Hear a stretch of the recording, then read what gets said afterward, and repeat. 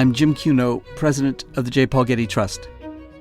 Welcome to Art and Ideas, a podcast in which I speak to artists, conservators, authors, and scholars about their work. One of the things that we both wanted to do was to break down what is still too often this barrier between art and archaeology. In this episode, I speak with Susan Alcock, Jeffrey Spier, and Ken Lapatin about the book Beyond Boundaries.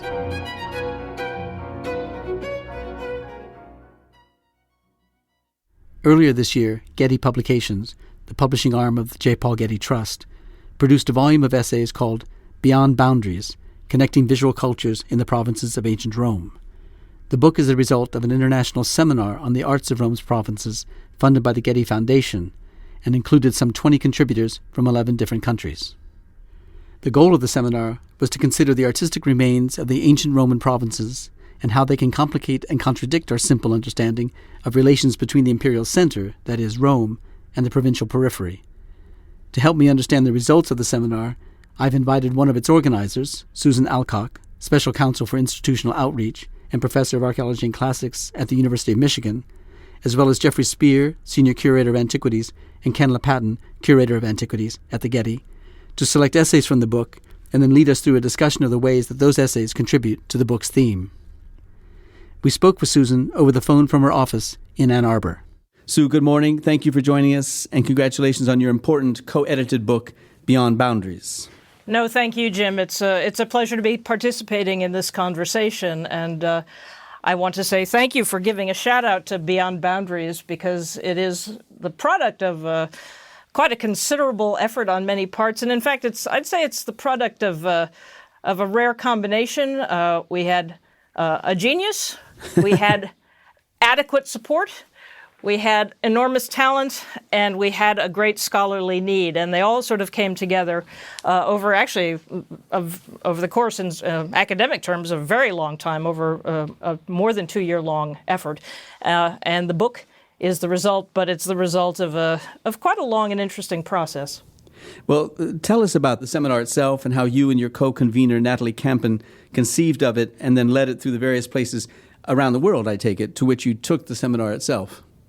Well, I guess first and foremost, the Getty was essential to the effort, especially the Connecting Art Histories program through the Getty Foundation. They are interested, Connecting Art Histories, in locating areas of the world, sort of regions where the study of art history in a sort of a sophisticated and comparative sense is perhaps not as developed as it could be. And they were interested in finding individuals who could be parachuted in there and pull people together and sort of be forced, especially junior people, to be forced to confront their assumptions, talk to other people, talk to people they may not normally get a chance to hang out with. And the Getty folks had the very great good sense to ask Natalie Campen to spearhead one of these efforts, looking at the Mediterranean or more generally at the arts of the Roman provinces. Natalie was recently retired from Barnard College. At the time, she moved back to Rhode Island in perilous proximity to where I was at Brown University at the time, at the Joukowsky Institute for Archaeology. And she sort of said, well, I'm looking at this. What do you think? And we decided we could do it as a team, in part because one of the things that we both wanted to do was to break down what is still too often this barrier between art and archaeology. And Tally was the consummate art historian, and I am certainly not, let's put it that way. I'm much more of a field archaeologist by training.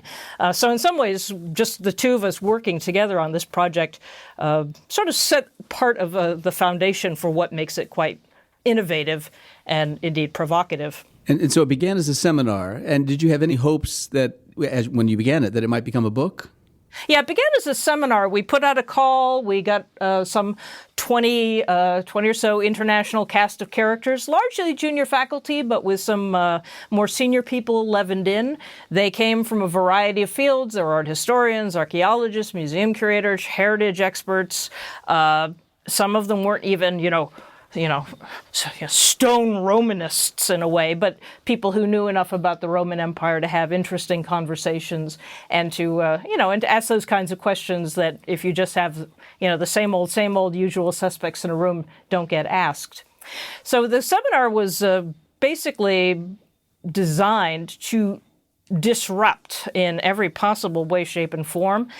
These roughly 20-odd, 24 individuals were taken to Britain for about a 2-week period, taken to Greece for a 2-week period, and basically small group dynamics. We ate, we stayed in the same hotels together, we looked at all sorts of different kinds of pieces of material culture together.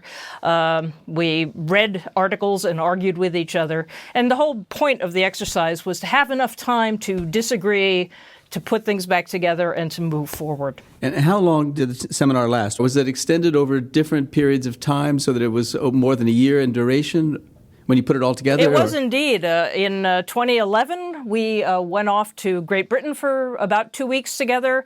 A year later, astonishingly enough, we were able to basically conjoin more or less the same group. And then a year after that, in summer 2013, we got together at the Getty Villa for a final wrap-up. And did you communicate with each other in between these trips so that your ideas were sort of developing in between the trips, and then you would meet together and discuss the ideas that you'd been exchanging by email? I mean, did you stay in touch over the course of that time? I'd say we've had all sorts of levels of continuing exchange from the get-go right through to now. We have some seminar members who are now currently co-directing fieldwork projects together. We have Facebook friends. We have really interesting and international sort of junior colleagues to turn to, to network with, to push the boundaries out, as it were. That's another reason why Beyond Boundaries is a sort of a fitting title. I think we all felt that, sitting down in a room to talk about something with people from 11 different countries, and not just countries, but different kinds of national training, and to watch the impact of someone who's come from a fairly traditional, naming no names, naming no institutions, but fairly traditional art historical background, sort of sitting down side by side with a kind of a wild-eyed archaeologist or someone whose main concern is, heritage and conflict zones. Those are conversations you don't often get. And you mentioned Tally Campen, and that she was important in the conception of the seminar and its execution. And then we know that she sadly died before the book itself was published, and the book is dedicated to her. Tell us about the importance of Tally in this project. Well, I would describe her as the presiding genius. She was kind of the initial connection to the Getty. She had experimented with this kind of free-range seminar format before. She'd taken some students of hers from Colombia to Tunisia and had seen, the benefit of what happens when you get people out of the classroom, out of the library, make them stand and look at things together, make them move through space together, make them deal with each other in all sorts of academic and non-academic ways. As you know, sadly, she became very ill shortly after the project got going.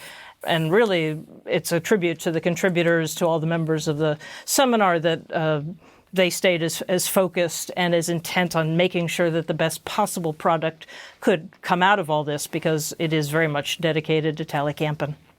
Now tell us about the essay that you've chosen, why you chose it, and what contributions you think it made to the seminar and makes to the book. I chose Susan Walker's Celtic Design, Roman Subject, a portrait of Marcus Aurelius from rural Britain. And in part I chose it because this little Marcus Aurelius, old Blue Eyes as we called him, became sort of a mascot through the course of the seminar, the whole seminar. Susan Walker, who is at the Ashmolean Museum in Oxford, was one of the more senior scholars who came along on the trip. She was just absolutely invaluable for, just teaching us how to look very carefully at objects. And she sort of mentioned along the way something that was very much on her mind through the course of all this, was this kind of strange piece. It's a bronze head copper alloy, I should say, not bronze. Susan would be angry with me for that. He's got very patterned hair. He's got a beard that is kind of two spiral ice cream cones coming out of his chin. He has this kind of downturned, grumpy cat mouth, and he has amazingly startling bright blue eyes. In fact, he looks so... What is Roman? What is this thing? For a long time, people thought, well, maybe it's not real. What is it date from? What's the rough date of the sculpture? Susan Walker puts it probably after the death and deification of Marcus Aurelius in 180 is what she thinks. And this thing is not very big. I mean, that's one of the sort of charming things about it. It's about the height of a large Aubin coffee cup. So you got this little thing that just packs an enormous visual punch, and it's a puzzle. Because, if you look at it, you say, okay, it looks like a Roman emperor, but man, those are kind of scary, bright blue eyes, and, and it's so stylized. The beard is odd. What size is it? And it comes from England, and it just doesn't look like, you think Roman Emperor Marcus Aurelius. I know what that should look like. And he doesn't look just like he should. That is part of the fun of it, and that's part of the point of this particular chapter. So what Susan does is she talks about Old Blue Eyes, as she calls him in this piece, but she does it by putting him very much in context, or as much context as she can. She talks about the characteristics of Celtic art. It's very colorful, very free-flowing, very not into human or animal representation. And she looks at what happens to Celtic art through its history and usage in Roman Britain. And so she's got this head, which with the color and the sort of the free-flowingness of it and the design of it is clearly Celtic influenced, though it's a head of a Roman emperor. And then she puts him into Marcus into context with other statue heads, but also with jewelry, with cups, various kinds of vessels, including most charmingly what appear to be these tiny little souvenirs that people would take home from Hadrian's Wall. And she basically says, okay, we have this new sort of representational need, this new artistic need coming into Roman Britain. We have to show the emperor. And this is what they do with it. So why was it necessary for this strange new set of formal principles and stylistic qualities to appear? Why was it necessary to even come up with a sculpture of a face like this? Was it because there was new patronage with the Romans residing in ancient Britain, or was it because there was an ambition of these new artists seeing new things brought to ancient Britain from Rome itself to do things like the Romans were doing them? In other words, did it come from the patron or did it come from the artist? That is a great question, and I think one of the things that would come out of this particular chapter is that we're not entirely sure, and in part we're not entirely sure because we don't know enough about where these things were made or how they were used or in what context, and that's largely because, the examples that we do have, for the most part, don't have any sort of firm archaeological context. If we don't know the local context for these things, it's very hard to get at any kind of authentic story. Now, to be fair, the traditional answer to your question would be, well, because Rome comes in and there's the imperial cult and representations of the emperor are essential, expected, in the practice of the imperial cult, and that's all very well and good. I think to a point that's traditional sort of Roman art history. Rome demands and the provinces react, or the core says do this, and the peripheries, suck it up and do it. What I think our book and what I think Walker's chapter was trying to do was to complicate that a little bit and explore more of the assumptions that, why is that the first question we ask? What did Rome want, and what did the provinces have to do in response? Now, Susan Walker makes a point in her essay that these objects that she's looking at, in her words, demonstrate a continued taste for Celtic design, a taste for curvilinear, non-naturalistic patterns. How can we determine that that's a matter of taste or just a matter of inability to do differently? oh, but they're so pretty. I mean, no. I mean, I think what Walker would say is that local or sort of indigenous tastes and indigenous stylistic choices endure, but that they can be turned and moved into the realm of things that are new and are different. Well, let me ask Ken to come in on this, because he's done a lot of work on silver hoards in Gaul, so another province of the Roman Empire. And that work shows a provincial style, of course, but a style of extraordinary achievement, a much higher stylistic and formal level of achievement than one sees in provincial Britain. So is this, Ken, is a question, can we generalize from one province to another, or the circumstances are just so different in each, difference of patronage, difference of materials, difference of talent or something? How do we take the case of the Celtic design and then look at Gaul and learn something in the process? I think, Jim, we can do both. I think and we'll talk about Mladenovich's article, which, as Sue says, really addresses these issues of taste and quality head on, and they're fascinating. But what I think Susan Walker is doing is she's looking at tradition. And sometimes that has been posed as indigenous identity or resistance, and she doesn't go that far because she doesn't believe the evidence is there.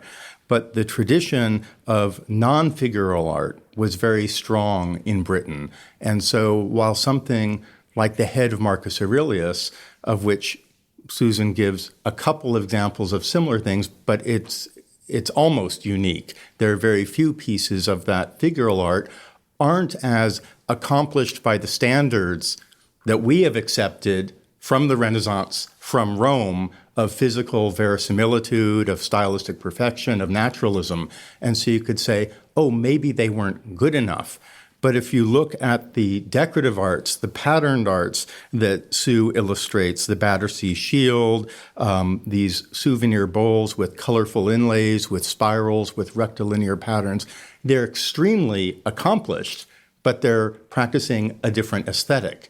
And so when the locals in Britain were transferring their skills to something figural representative of the emperor in response to Rome, either because the order's coming from the top down or because they want to generate something to please the masters, they're not looking at Roman-style portraiture. They're growing it out of their own traditions. So we have these stylized hair patterns, what Sue lovely calls the ice cream cone beards, the colored inlays. So we see an amalgam emerging, a hybrid of local taste, local styles, and local skills with the need to represent something foreign that is being inserted into their world. I think Susan Walker talks about a database at the British Museum of objects, which numbers to something like 1,000. So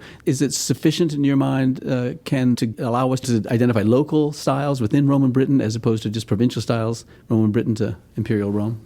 That's a great question, Jim, and I'm not sure. One of the things Susan Walker bemoans is that this database is a text-only database and the images aren't yet attached to it. So it gives us the beginnings of approaching this question, but only, I think, by really looking at all of these objects and also plotting their find spots. Many of them are small and portable. Many of them have been found by amateurs with metal detectors. We don't have their excavated contexts. We don't know their functions. We might, even when we know where they're found, we don't know when they were made, how they were traded. So there's still a long ways to go to answer these questions. Jeffrey, what do you think? I think it's a very good topic. I think Susan Walker does make the point, and of course you could go further, that there is this long tradition in Celtic art of metalwork, especially in inlaid metalwork, and that this skill, this interest survives through probably a very small number of workshops, and then it responds to whatever patronage is there. So the Romans came, well, I need a head of Marcus Aurelius, this is what's created, and it isn't a very good local style, I feel. And she makes the point that these workshops survive I think, until early Anglo-Saxon times, the beginning of the 7th century, and then your sort of patronage dies out. But it's a very long tradition. So Sue Alcock, Susan Walker does set the stage for us to consider the relations between the provinces and the periphery and the imperial center and all the complexity of the periphery itself, that it's not a single and simple phenomenon, that there are complexities within it, and that allows us to move on to the other essays we want to talk about. But before we do, is there anything you want to say about this particular essay? No, except I did choose it because I thought, apart from Marcus being a seminar mascot, I thought that in a very sort of what could be seen as a sort of a very low-key, quiet kind of case study, Susan Walker's essay actually really explodes a lot of the things that we wanted exploded. The idea that, all roads lead to Rome, you must be wanting to copy the center, you got to do it in a particular way. That goes out the window here. The idea that art is like statue heads, but things like jewelry are not art, and therefore we don't talk to them side by side. She gets rid of that. The very fact that we take for granted that, you want emperors and gods, and they're going to look human. They're going to be recognizable, naturalistic figures. That's the shock of the new to many cultures that get pulled into the Roman sphere. And finally, she just kind of very calmly makes you realize, as your life change, your art changes. If your chariots become demilitarized, the idea of decorating them to be terrifying as they race towards you, that's going to change too. And there's just lots of little light touches throughout the whole essay that I really think form a great foundation to certainly the book as a whole, but especially for the two essays we'll talk about next. Great. Okay, Jeffrey, you've chosen an essay by Jennifer Gates Foster, which is concerned with the import consumption in the ports of Rome and Egypt. Tell us why you chose this essay and what you think that its contributions to the seminar are. This is a very ambitious essay. It's a little more theoretical than the others because we're really not talking about art per se. There's not much art found in these sites. She's talking about the Red Sea ports in eastern Egypt of Berenike and Myos Hormos, which were founded in the 3rd century BC under the Greek kings, the Ptolemies. And these have been excavated since, I think, the last 20 years or so, and they found very interesting things at these sites. What kind of things did they find? Well, it's evidence of trade, basically. So, and we're trying to tie that a bit to the Roman literary references, which say that the Romans were importing huge amounts of especially luxury goods from India and Arabia and everything along the coast there. We know that from Pliny, I think. We know it from Pliny. We know it from quite a few other sources as well, which you could go into more than is in Jennifer Gates Foster's essay. Pliny says there's 550 million sesterces, which is basically 5.5 million gold coins flowing to India every year. It's an enormous amount of trade. So she's saying, well, what's happening at this port? This was the main port to the Red Sea. She uses the theory that, this sort of local theory, that the people there are their own local organization, and we shouldn't be looking at it from the point of view of what's happening in Rome. I think she's also saying, too, that rather than looking on relations, what happens in Rome and then what happens at the end of the system of trade routes that leads to India, what happens along the way, and were there distinct cultures along the way so that as things passed through ports, they took on some of the flavor of the port itself. Is that right? Exactly right, exactly right. And the finds from these excavations at Berenike show a huge diversity of cultures there. I think they're ostraca with graffiti of almost 20 different languages. There's evidence for Tamil, Brahmi community there who must have been handling the trade that was coming from India. We have some Ethiopian evidence there. We have other places in India, coins from India. And she makes a bold statement where she, in pronouncing or just identifying her argument as all provincial Roman material culture is local. Yes, this is the theory. I don't know how that's supported in this in these excavations. I think she's just trying to concentrate on who are the people here. These are not Romans. These are native Egyptians and foreigners living in the port, and they have their own lives, and they are making use of some of these imports.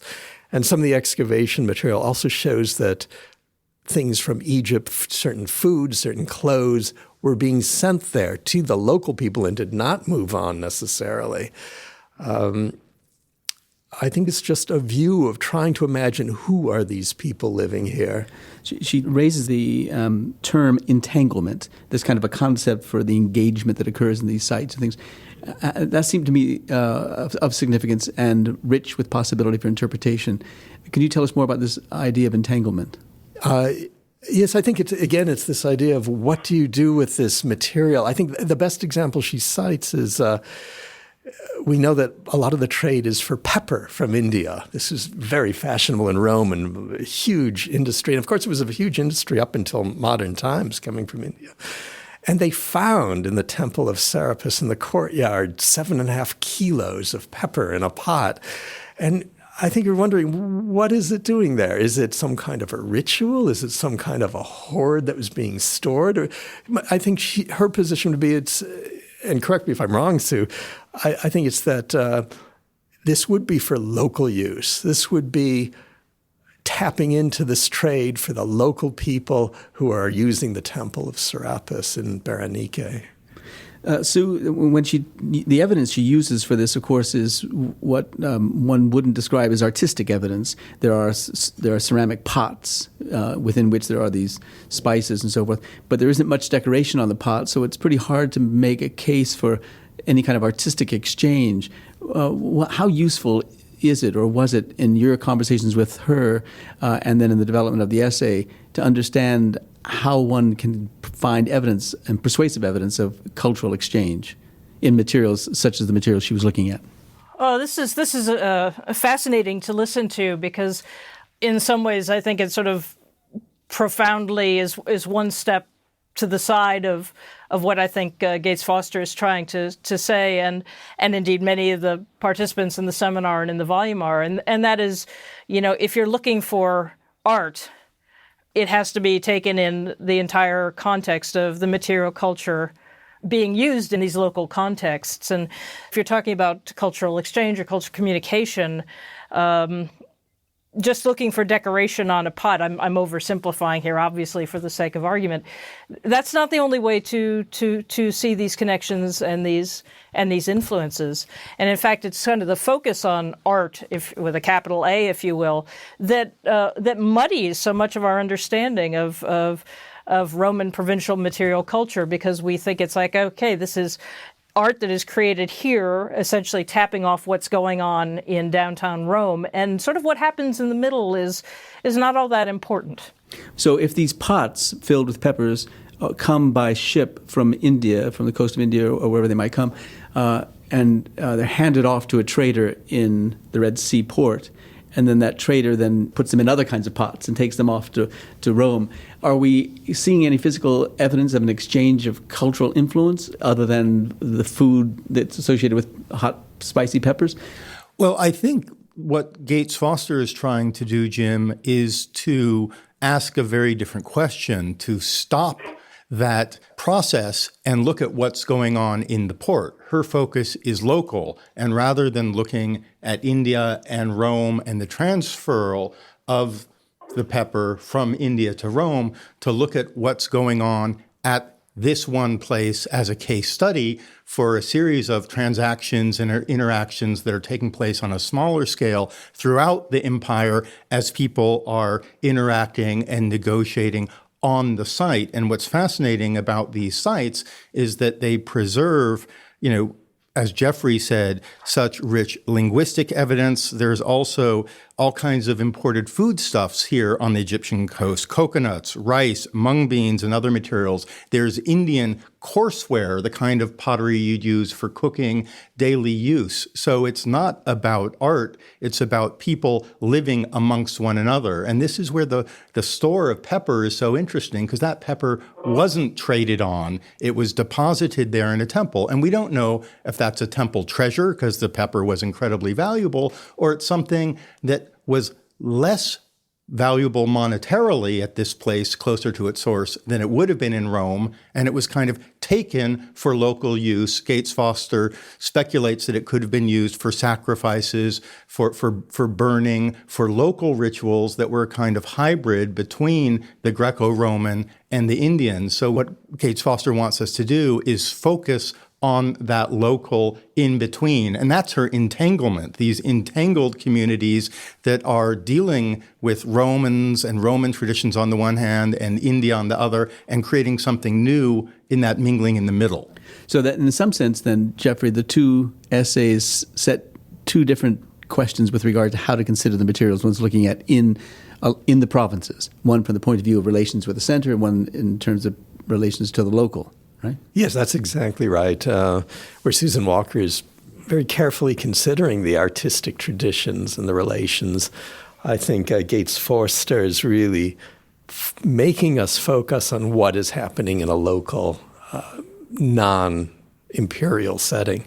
And I would add what is engendered by this empire-wide trade. Whereas in Britain there was a long tradition prior, and then that continued. Here at these ports, they were established first under the Ptolemies, and then the trade expanded greatly under the Romans to facilitate this trade. So we have the center and the periphery creating this new, small, local cultural interaction in the middle. Yeah. So, Ken, you've chosen an essay on the creation of a sculptural tradition in the Roman Central Balkans, yet another provincial area of the empire. Tell us why you chose that essay and what contribution you think it makes to our understanding of the art along the borders of the Roman Empire. Well, Jim, I kind of surprised myself by choosing this essay because, as you know, and as you mentioned, my work has been on Greek and Roman luxury goods, the very high end, the beautiful, the rich gold, silver, gems, bronzes, highly accomplished works that are really greatly admired. But as the seminar's goal, as Sue said, was to complicate, to contradict, and to disrupt our study, I was struck by this paper when I first heard an oral version of it at the Getty Villa seminar in 2013, and then when I read it, because it begins with a debate about the role and function of quality, and a debate that Dragana Mladenovic had with Tally Campen, whether quality was a factor even to be considered. Issues of quality have often been viewed as elitist, exclusionary, and really rejecting a large swath of what we would call either objectively or pejoratively provincial art. And what Dragana Mladenovic does in this essay, which I found so satisfying, is she addresses this head on, really on two levels. One, the theoretical and methodological, why quality matters, not to judge art worthwhile, but to understand it in its historical context. And she's looking specifically at the sculptural production of the province of Moesia Superior, which is modern-day Serbia and northern Bulgaria, where the sculpture is really bad. Tell us a little bit, before we go farther with the sculpture, about the port, or the region Moesia. Tell us about its character, its history, and its relationship to the Roman center. Well, it's on the shores of the Danube in the Central Balkans, and it was conquered rather late by the Romans. There were tribes there, and the artistic traditions were aniconic, non-figural, and it wasn't a rich province, and there wasn't a long-standing art tradition. And so one of the things Mladenovic looks at is how to create, especially sculpture. You need a number of things. You need high-quality stone, which really doesn't exist locally. You need long traditions of apprenticeship and training, which can't just be imported overnight. And you need a class of patrons who value these things.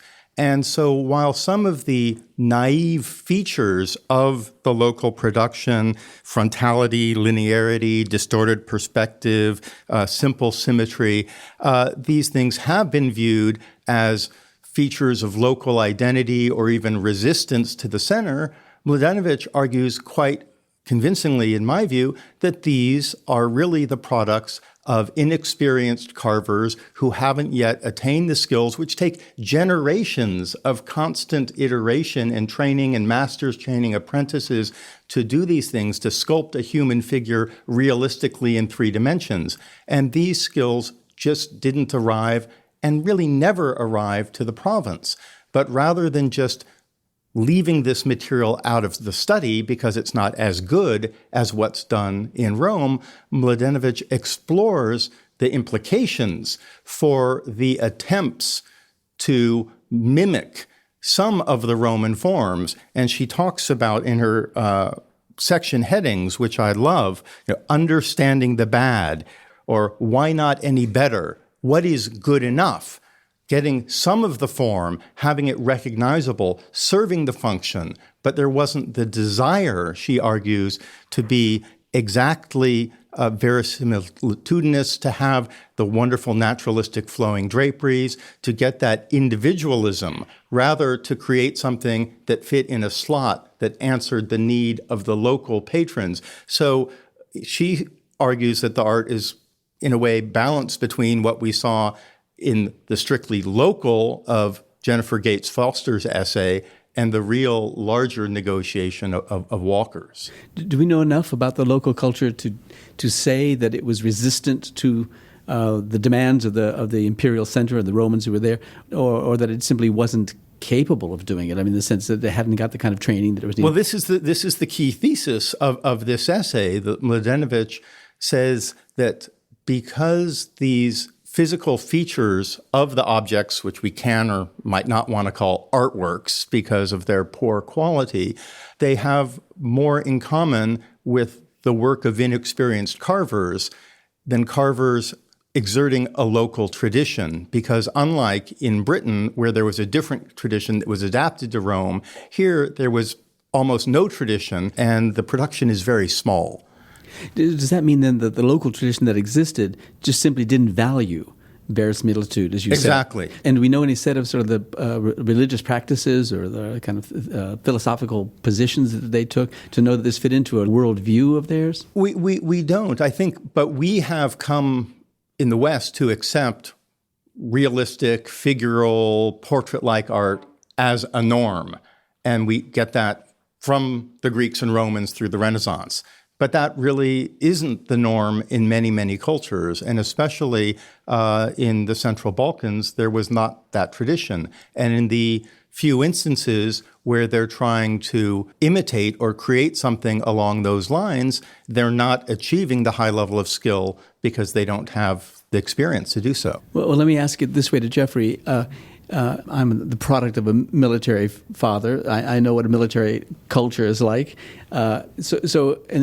Is this the case that the military culture that was there representing Rome was itself not interested in fine things? That, in other words, they'd be perfectly happy with mediocre things as well because that was part of the hustle and bustle of a military culture. Oh, I like that question, but I think that's not the answer to it. I think Ken is right that we're talking about a culture here that does not have this tradition of figural representation. So when you do see it here, as Mladenovic shows, it's really for the new patrons when they want some prestige. And these patrons are Roman patrons or local patrons? I think well, we don't always know. Some of them are Roman. They have Roman names anyway. But either Roman or local who are affecting Roman tastes, they want to show that they are Roman. So they're using the local artists and coming up with these Stelian portraits in sort of a pseudo-Roman style. And they're happy with that. What was the Roman culture like there? In other words, because this is an outpost of the empire, so was it filled with the most elevated personalities, or was it a brutal imposition of a military rule? No, I think there are Romans there, and going back to the military that you raised, this is on the Danube, so we do have a lot of military officers here. But I want to make the point about that the other thing we're seeing, and she touches on it here, we do have workshops traveling with the emperor or with high military officials making things in this area. And these do tend to be very good quality. Some of the things that Ken has worked on, silver, jewelry, gold that was given to military officers. We have silver plates stamped with the name of Sirmium in Serbia. And the mints also were traveling. This is generally quite late. This is in the later 3rd and 4th century. And the piece that she... Mladenovic shows at the very end of this essay, this remarkable pilaster from the imperial palace at Gamzigrad is in the local style, but the other things from this palace are very good. There's a porphyry head of the emperor from the same site, which was clearly an import, but they were bringing things they felt were more appropriate, at least for these higher level officers and even the imperial court.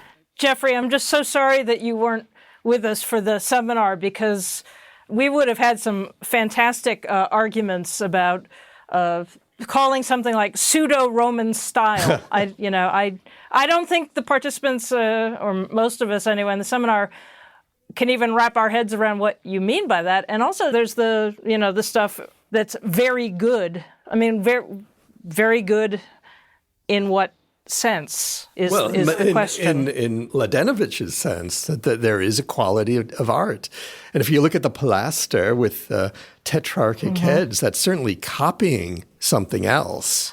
I don't know if she'd say that's very good, or she'd say that is well crafted, or that is quality. I mean, it's a slippery vocabulary here. Is I guess what I'm saying. And that's the reason I think why the question of quality has been recently pushed aside. And for me, I thought it was great the way Mladenovic, comes out at the beginning and at the end saying that quality, which has been the determining factor for the construction of the art historical canon, is not equal to historical importance. And by looking at these carvings that are, we can call them unskilled, we can call them naive, she calls them bad, we can still learn a lot about what's going on in the culture and the interaction, but we have to address why the quality is what it is or isn't. And there are the conscious choices that skilled artists like Picasso, or I think some late antique, early Christian carvers make, or even early Greek carvers. If they could carve ears on kuroi that look like seashells, it's not because they can't carve a realistic ear, it's because they choose not to. But in this case, Mladenovic argues convincingly that the naivete, the poor quality material, the lack of tradition, the lack of patronage, the lack of masters to teach indicates that these aren't conscious choices. These are attempts to do something maybe better, or maybe this is just good enough. And the better is, I think, quite traditionally defined as mimesis, as realism that mimics the world. And that was a very high expectation in Rome. And Mladenovic's point here is that didn't transfer. Maybe some of the forms did, of having a stele, having a wreath, having a bust carved on a stele that could be recognizable, but having something individualized and convincingly realistic wasn't a value. And that tells us something about what's going on locally, what was taken on board to satisfy needs of status, prestige, fulfillment in a Roman model, but they didn't take the whole package. And they couldn't create the whole package because they didn't have the skills, so it was good enough. Okay, I'm afraid I'm going to have to bring the conversation to a close, but Sue, I want to ask a last question to you. We've looked at these 3 case studies, Celtic Britain, Red Sea ports, Central Balkans. They've raised different questions.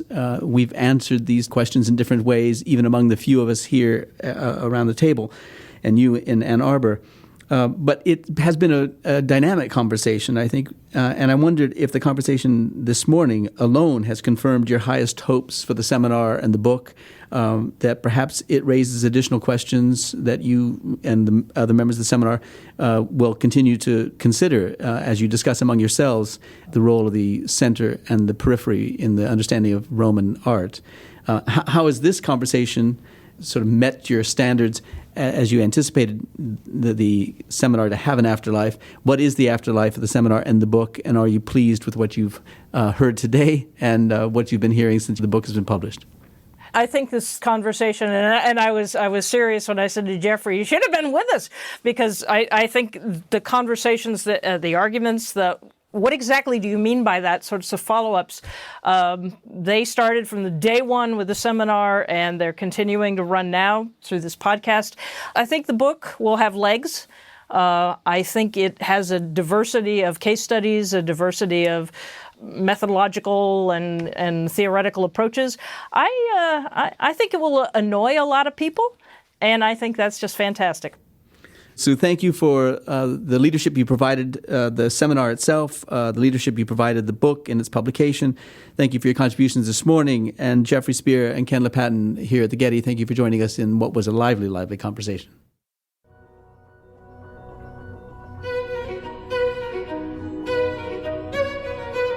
Our theme music comes from the Dharma at Big Sur, composed by John Adams for the opening of the Walt Disney Concert Hall in Los Angeles in 2003. It is licensed with permission from Hendon Music. Look for new episodes of Art and Ideas every other Wednesday. Subscribe on iTunes, Google Play, and SoundCloud, or visit getty.edu/podcasts for more resources. Thanks for listening.